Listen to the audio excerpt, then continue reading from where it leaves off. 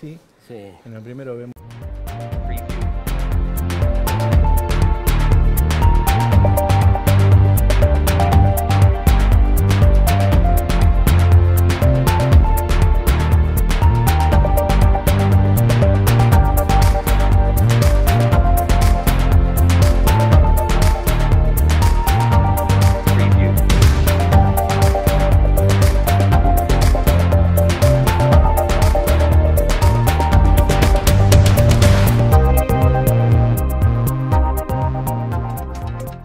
Muy buenas noches, bienvenidos a un nuevo programa de Interfase.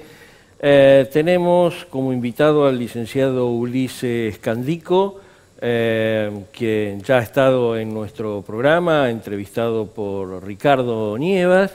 Y como queremos aprovechar cuando tenemos la visita de especialistas en determinados campos que son algo sumamente interesante para todos, es que, Ulises, te damos la bienvenida. Gracias.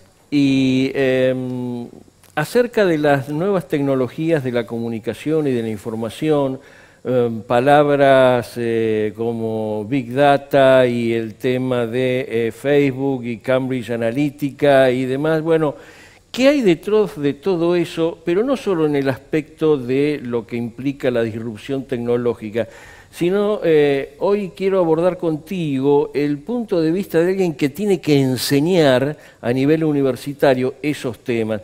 ¿Qué desafíos te plantea vos, Ulises, llevar este tema del impacto y la realidad de las nuevas tecnologías al campo docente a nivel universitario? Bueno, José, buenas noches. Buenas noches. Realmente ha sido en su momento un desafío. Yo doy una materia que es uso de tecnologías aplicada a la gestión integral de riesgo. Y cuando me llegó el desafío de armar, ¿no es cierto?, todo un programa, era decir, no debe limitarse esto a entregar herramientas tecnológicas, nada más, o sea, software o hardware, esto no es eso no es la esencia. La esencia es el pensamiento que tiene que tener el profesional de la gestión integral de riesgo. Claro, sobre todo eso tendiendo a que estamos en la vigencia del marco de Sendai 2015-2030, que claramente impulsa, ¿no es cierto?, la aplicación y el crecimiento de tecnologías a la gestión integral de riesgo. Entonces, cuando yo armé la materia, básicamente dije, bueno, lo más importante es la disrupción en el pensamiento. Cuando yo ingresé a la universidad, uno de mis grandes docentes me decía que la universidad lo que me iba a dar, más allá de un conocimiento específico, era universalidad de conocimientos. Entonces, con eso en mente, la materia la focalicé en un inicio, una primera etapa, en el que el alumno tiene que aprender conceptos básicos como paradigma, nuevos paradigmas, conocer quién era Thomas Kuhn, conocer a Meyer, conocer lo que es la brecha digital, conocer lo que es investigación y desarrollo, conocer lo que es innovación. Son todos términos que en la generalidad de las personas lo más probable es que tengamos una idea de lo que es. Pero que habitualmente esa idea puede estar cargada de nuestra experiencia, nuestros prejuicios y a lo mejor con alguna información distorsionada al respecto. Correcto. Entonces la idea fue focalizar una primera etapa de la materia en darle herramientas al alumno, que va a ser el futuro licenciado en gestión de riesgos, darle al alumno, ¿no es cierto?, herramientas para que empiece a tener un pensamiento más lateral. Claro. O sea, la verdadera disrupción tecnológica es la disrupción o es la capacidad del individuo en pensar y generar a partir de su pensamiento nuevas ideas o nuevos usos a viejas tecnologías. ¿No es cierto? La tecnología, conversábamos con vos antes, da saltos enormes y gigantes, pero en muy corto lapso. En la década del 50 o del 60 uno podía ver a Dick Tracy o Viaje a las Estrellas, donde desde un reloj uno podía hablar por teléfono, podía hablar con alguien o con un aparatito comunicarse a la distancia. Y 60, 70 años después aparecieron. Eso fue realidad, claro. Se hizo realidad. Pero hoy, lo que a nosotros nos presentan como ciencia ficción, no tarda 60 o 70 años en materializarse.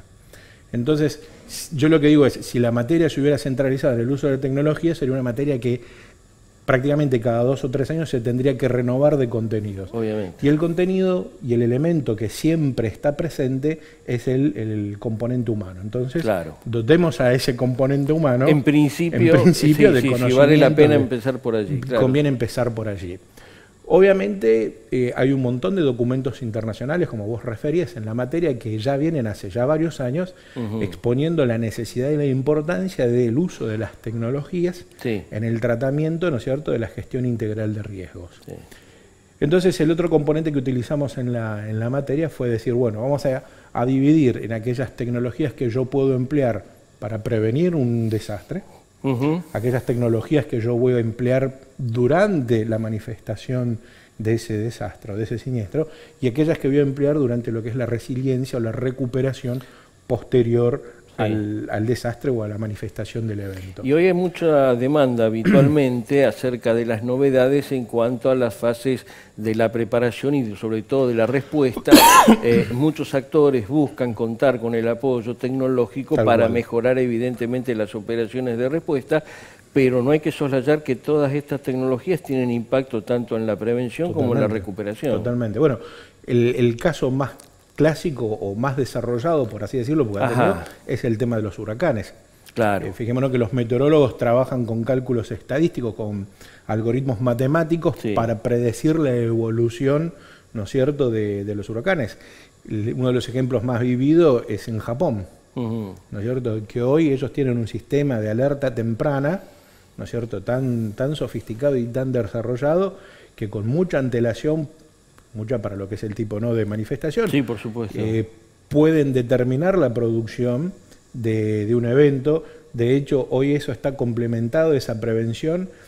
Una vez que se detecta o se activa la alerta, por ejemplo, el sistema de rieles de trenes de Japón, el Japanese Railway, automáticamente, no es que se apaga, sino que te lleva a la estación más próxima y te da las contenciones necesarias. Claro. Entonces, realmente es toda una tecnología aplicada 100% de lo que es la prevención. Los cálculos matemáticos hoy por hoy son los que más fuertemente trabajan en materia de prevención de la manifestación del desastre natural. Obviamente utilizan datos estadísticos, mientras mayor es el volumen de datos estadísticos, mayor es la probabilidad de asertividad que vos podés llegar a tener. Lo mismo sucede con el tema de tormentas. Casi todo lo que tiene que ver con desastres meteorológicos hoy es muy cuantificable, o sea, viene siendo cuantificable ese tiempo, y a partir de ahí se han podido desarrollar muchas plataformas, ¿no es cierto?, de prevención de siniestros. Sí, se empezó básicamente con eso, a raíz en su momento lo que fue Kobe, después lo que fue el tsunami de banda H, y bueno, sí, los sistemas de alerta para tsunami, el primero más clásico que siempre hubo en el Pacífico, más los sistemas de alerta temprana, básicamente enfocados al tema de los eventos hidrometeorológicos. Pero, ¿qué hay de nuevo, Ulises? Vos que estás, como se decía... Una cosa que me ha llamado mucho la atención, y esto tiene que ver con el pensamiento lateral, ¿no?, de lo que estamos hablando, más que la ferretería en sí, ¿no? Cuando se produjo el Katrina, ¿no es cierto?, una de las cosas que funcionaron en el durante, pero que empieza en la prevención, fue que las grandes cadenas de depósito que tenían una suerte de convenio hecho con el FEMA y con gobiernos estatales, empezaron a trabajar con el reforzar el suministro en las zonas que iban a ser afectadas y crear puntos fuera de su cadena de distribución, puntos de asignación de recursos, para que una vez producido la gente tuviera próximo a los lugares del desastre a donde ir a abastecerse. Y eso tiene que ver con la integración de lo privado con lo público. Porque si bien las cadenas, la puedo decir porque es Home Depot, acá no existe. Está bien, armó todo un programa y ese programa, por ejemplo, una de las grandes cosas que se trabajó fue con la trazabilidad de los materiales y de los recursos. Entonces vos podías, por ahí con una aplicación, saber cuál era el lugar más próximo a tu zona, donde podías conseguir determinado, y estoy hablando de agua, ¿no es cierto?, de elementos básicos, empezando lo básico a lo más sofisticado. Obviamente que el uso de Internet de las cosas y el uso de los celulares ha traído un montón, ¿no es cierto?, de aplicaciones y usos tecnológicos, pero a la par, esa cantidad de cosas tiene que ver mucho con lo que es la brecha, ¿no es cierto?, de las tecnologías, la brecha social, donde no en todos lados vos tenés la disponibilidad de la tecnología. Ese es Entonces, un punto clave. Por ejemplo, Google sacó una plataforma que es Google Finder Persons, Ajá. que es cuando hay algún tipo de... Lo mismo sacó Facebook, Sí. cuando hay alguna zona de catástrofes, Claro. arman un entorno Sí, donde sí, uno sí. puede tratar de contactarse, de postear. Y realmente está muy bueno porque genera desesperación en los familiares que no saben Sí, por el supuesto. estado de situación de una persona. Google sacó en su momento el proyecto Loom Locos, ¿no es cierto? Que es a partir de globos aerostáticos en aquellos lugares donde no hay ni siquiera conexión de internet, llevar, porque por ahí el celular lo conseguís o la tablet, pero no tenés la la conectividad. Claro.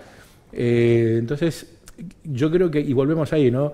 La disrupción tecnológica verdaderamente nace y parte del pensamiento de las personas que están en esto, y no necesariamente del equipo tecnológico.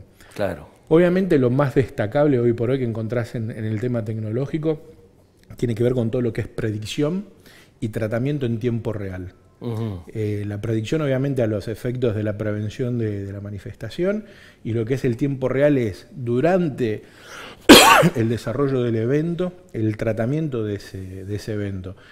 ¿Y dónde sale el tiempo real? Y en la información. Claro. Lo que se necesita es información. Entonces de repente uno tiene un desastre y de repente vos tenés los perros de búsqueda y rescate. Los perros de búsqueda y rescate son lo mejor que hay, al igual que los perros detectores de explosivos y demás. Tienen un solo problema: no traen switch de prendido y apagado. O sea, operan durante un tiempo determinado y son fantásticos y son lo más eficiente que hay. Pero hoy, por ejemplo, vos tenés desde el uso de drones con cámaras térmicas para buscar, ¿no es cierto?, en derrumbes o en zonas de inundaciones, tratar de detectar. Se trabaja ya incluso con el concepto del enjambre, no de 2 o 3 drones, sino estamos hablando de varias centenas de drones desplegados. Una pavada, yo no sé si te acordás la familia esta que había desaparecido hace unos 6, 7 años atrás de La Plata, camino a la costa, y estuvieron como 60 días que nadie los encontró. Ah, sí, que se los encontró. Después se lo terminan encontrando bajo una zona de árboles. O bueno, vos tenés en ese concepto. A metros de la ruta. Exactamente. Fue eso, sí. ¿No es cierto? Pero ahí tenés el error humano, que es natural. Claro. ¿No es cierto? Pero vos cuando trabajás con componentes tecnológicos, lo que tratás de reducir es ese error natural, ¿no es cierto?, de riesgo, de probabilidad de hecho. Entonces, hoy tenés una infinidad de componentes tecnológicos. Hay mucha cuestión tecnológica que tiene que ver, fíjate vos, con el factor humano. En Australia están trabajando, por ejemplo, con un censo con personas de distintos tipos de discapacidades por zona de riesgo. Porque ¿quién se ocupa de la evacuación de esa persona? Y no tiene que ver por ahí con un pensamiento netamente de tecnología. Sino, o sea, podría ser un censo con un Excel o con un papel y lápiz. ¿No es cierto? Pero bueno, hay una mirada desde lo humano o desde la persona, que en definitiva es el bien a proteger, ¿no es cierto?, con una mirada de decir, bueno, integremos a aquellas personas que tienen problemas de movilidad o problemas de distinto índole que le impedirían proceder a una evacuación normal. ¿No? Sería un plan de evacuación a nivel país. El otro gran tema tiene que ver con las comunicaciones. Sin duda. Y que tiene que ver esto con lo que es el tiempo real. Claro. Hoy por hoy, sin comunicaciones no podés coordinar básicamente No, el nada. principio básico, uno de los principios del sistema de comando incidente, el de comunicaciones integradas, que a eso le agregamos de que tenemos el impacto tecnológico y hay que enseñarle a la gente a operar esa ferretería, diciéndolo así mal y pronto, pero sí lo que vale rescatar es que yo, para usar eficientemente esa ferretería, necesito tener en claro los conceptos de lo que es un sistema de comunicaciones integrado que me permita desplegar todas las virtualidades, por ejemplo, el sistema de comando incidente. Y allá que hablé de SSI también, otra herramienta que está sufriendo, digamos, el impacto de estas tecnologías es la evaluación de daños y análisis de necesidades. Exactamente. Bueno, antes de avanzar con evaluación de daño, que es un tema más interesante, vos fíjate que en todo lo que tiene que ver, cuando vos estás en zona de desastre, lo primero que colapsa, ¿qué es? Las comunicaciones. Sin duda. Es lo primero que colapsa. Lo viví en carne propia, incluso te digo, hasta los lugares más cercanos, momentos que me desplazaba por el interior de Uruguay, por alguna inundación, que uno decía, sí, estoy acá a 70 kilómetros de esta localidad y todo, tengo todo, pero había momentos en que estaba sin comunicaciones y eso podía durar 2, 3, 4 horas o más incluso. Y ahí está y eso se agrava cuando la información que tenés que pasar es vital. Ese es el punto, ¿No es cierto? Porque si no hay nada que informar, bueno, vaya y pase, ¿no es cierto? Sí. Pero bueno, se hace vital. Ahora fíjate, vos decías, ¿no? El tema de la evaluación posterior. Claro. ¿No es cierto? Fundamental para poder tomar las nuevas medidas de prevención. Sí. Corregir los planes, ¿no es cierto? Los procedimientos que se establecieron. Y fíjate vos, ¿no? Que cuando hablábamos, ¿no?, de pensamiento disruptivo, yo básicamente lo que hago es abrir un foro de discusión por cada tema que tratamos, ¿no?, en la materia. Claro. Por ahí a veces es un exceso, pero clase que hay, consecutivamente hay un foro, ¿no? Entonces en uno de los foros le pedía a mis alumnos que dijeran qué tecnología consideraban disruptiva e innovadora, cuya finalidad no había sido la gestión integral de riesgos. Claro. Bueno, te encontrás y un grupo en forma separada hablaban de las impresoras 3D. Sí.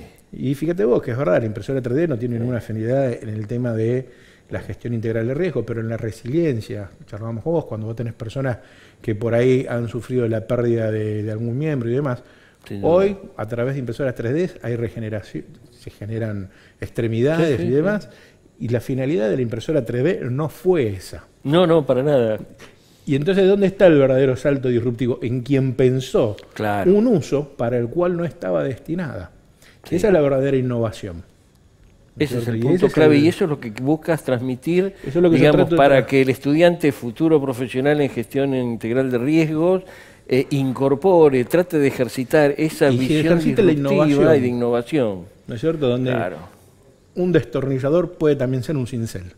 ¿No es cierto? Que busque, ¿no es cierto?, más allá de lo evidente o más allá de un pensamiento lineal. Eso. ¿No es cierto? Es un profesional universitario, debería tener un pensamiento mucho más abierto, ¿no es cierto?, innovador. Después los avances tecnológicos, en la medida que tenga interés, él los va a ir conociendo. Claro. Porque va a ir interiorizándose a través de foros, a partir de publicaciones, a partir de seminarios, a partir muchas veces de las empresas privadas, también, ¿no es cierto?, que obviamente ven en esto una beta comercial, sin duda, ¿no es cierto?, y presentan productos y organizan eventos a través de las ferias y exposiciones que hay. Y cada vez eso está llegando más digamos, al gran público, por así decirlo. Está saliendo de los grupos especializados, ¿no? Una de las grandes cosas que ha tenido la Internet, como por así decirlo, ¿no es cierto?, o que hemos visto en estos últimos años, es la masificación del conocimiento. Sí. Después caemos en las fake news, caemos, ¿no es cierto?, también en lo falso, pero sabiendo dónde buscar, hoy por hoy uno tiene un conocimiento. No es que tiene un conocimiento, tiene acceso a una información mucho más amplio que hace 15, 20 años atrás.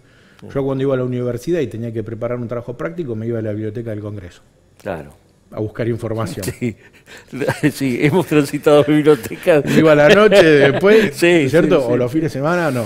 Pero a lo que voy es, hoy el acceso es enorme. Enorme, sí. ¿Cierto? Entonces realmente lo que hay es eso. Ahora, uno de los beneficios más grandes en materia de tecnología para la gestión integral de riesgo, desde mi punto de vista, tiene que ver con esto de la integración y la horizontalización de la información y las comunicaciones. Ajá. Y esto tiene que ver con convenios de cooperación, tiene que ver obviamente con los marcos internacionales que pueden venir tanto de Naciones Unidas o como convenios bilaterales, ¿no es cierto? Se ve muy fuerte en lo que es la Unión Europea. Claro. En un espacio, por así decirlo, contenido, multiplicidad de países, multiplicidad de actores y multiplicidad de riesgos que son compartidos muchos. Ahí estás haciendo mención a otro de las metas de Sendai en cuanto a la gobernanza aplicada para la gestión de riesgos, es decir, todo este laboreo de interrelaciones y convenios y acuerdos, y una derivada que es de todo eso, los procesos de estandarización de las herramientas, de los procedimientos y de los protocolos, vaya que es un fenomenal campo de trabajo, ¿no? Y no solo es eso, sino que fíjate vos cómo para mí es un nuevo idioma unificador. Ah, qué interesante. Porque eso. Vos tenés, uno dice, bueno, a ver, ¿cuál es el idioma que más se habla? Ahí va, eso. Y hoy el idioma que más se habla no es el inglés, no es el chino, es el idioma de la tecnología. De la tecnología. Fíjate vos que hoy una persona, sin conocer un idioma, intuitivamente puede utilizar, obviamente con limitaciones, herramientas. y cada vez las herramientas son más intuitivas para que todos podamos integrar y utilizarla, incluso hasta por cuestiones generacionales. Entonces yo lo veo como el nuevo lenguaje universal. Ese nuevo lenguaje universal. Es una apreciación. Una apreciación. Es bueno, más, digo, pero... es un dato que te doy acá exclusivo. Bueno, muchísimas gracias. La verdad que. Pero para mí va a terminar siendo el nuevo lenguaje universal, que realmente va a ser el integrador, ¿no es cierto?, de la comunicación entre las personas. Claro. Y va a venir, una herramienta y que va a cambiar también, ¿no?, hasta las formas de pensar y una serie de... Yo creo que en realidad, más que cambiar la forma de pensar, lo que va a hacer es que pensemos más menos linealmente. Menos linealmente, claro. ¿No es cierto? Nos va a obligar a pensar menos linealmente. Bueno, a nuestros seguidores del programa Interfase, lamentablemente nos tenemos que ir hoy, cerrar este programa con el licenciado y amigo Ulises Candico, con todo lo que nos ha dejado en este programa. La verdad que da ganas de hacer próximas ediciones contigo, obviamente, y favorecer esta integración que vos aludías permanentemente durante la exposición de tu pensamiento en tal sentido. Bueno, estimados seguidores de Interfase, un gusto que hayan compartido este programa. Muchas gracias a Canal 22, a todo su equipo de operadores y de producción, y hasta el próximo programa de Interfase. Muy buenas noches.